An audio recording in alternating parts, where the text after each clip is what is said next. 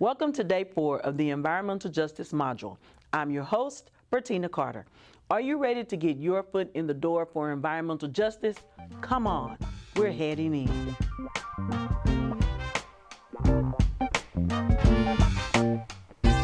The first community meeting I went to was for Cashmere Gardens in Houston. I'll never forget the lady who told the story of how her grandmother, a couple of aunts, her uncle, and her mom all lost their battle to cancer because of the chemicals used to treat rail ties at the rail yard in their neighborhood. Cashmere Gardens is completely surrounded by the railroads, and the soil and the groundwater in the neighborhood has been completely contaminated with cancer-causing pollutants. This lady was explaining how for years she had been asking questions about the contamination and no one was taking her seriously. That's because of redlining. If you don't know what that is, watch our Day 2 video on transportation. Listening to her story brought environmental injustice really close to home. It was personal for her and everyone in that room.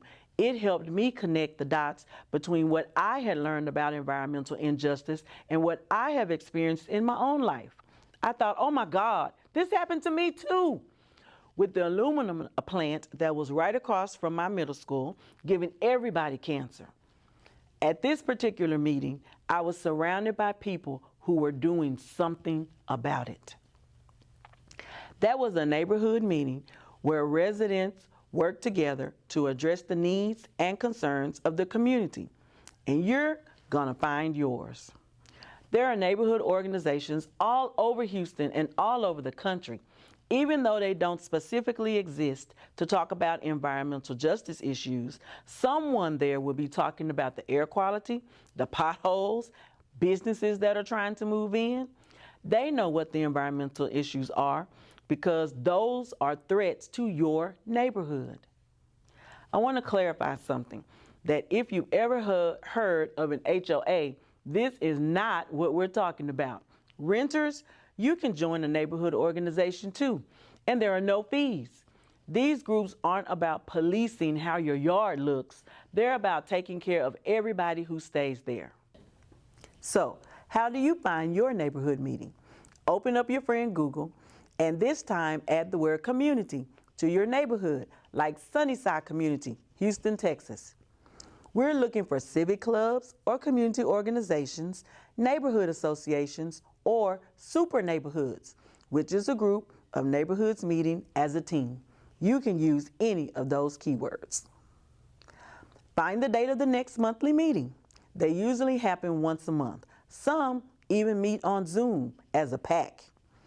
In the video description, we put a link to a list of Houston super neighborhoods, as well as local government meetings like City Council, Department of Transportation, and many more.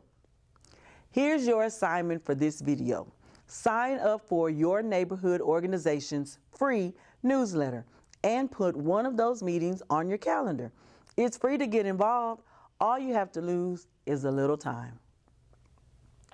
City Council makes a lot of decisions that affect your environment and health, like zoning, transportation infrastructure, and funding.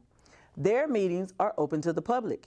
You can get the meeting times and agenda for free online at harriscounty.org. So, you know what they're supposed to be talking about. Pack your patience and your lunch, because those meetings run long.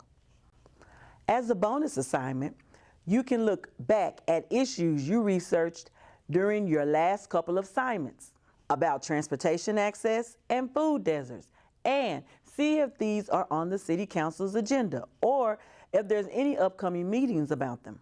In the description, you can find some links to the programs the City of Houston has running to help address environmental injustices.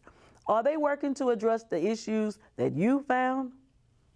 Now, before I let you go, here's an example of how you showing up at a neighborhood organization meeting can really make a difference. Remember the Cashmere Gardens neighborhood and the contaminated soil?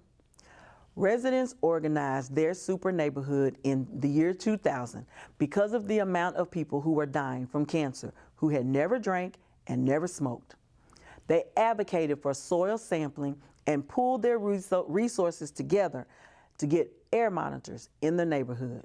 With the data from the air monitors and the soil sampling, the City of Houston has now acknowledged the problem to the point of offering to pay to move people out of the neighborhood because it's so unhealthy to stay there. Meanwhile, the EPA is supervising soil testing in the contaminated rail yard.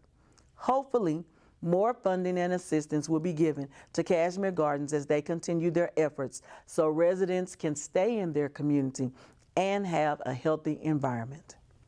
So going to these meetings and getting involved can really make a difference.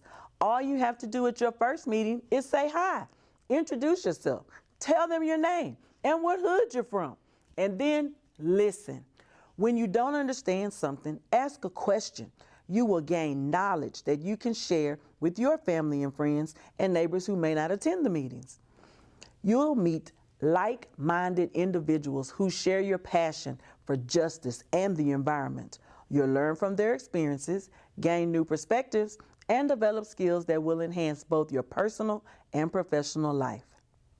And it's usually the older generation in the neighborhood who's running these meetings, and they are just praying for younger people like you to get involved because they won't be around forever to protect where you stay. So they'll be happy to see you come. And we will see you in the next video.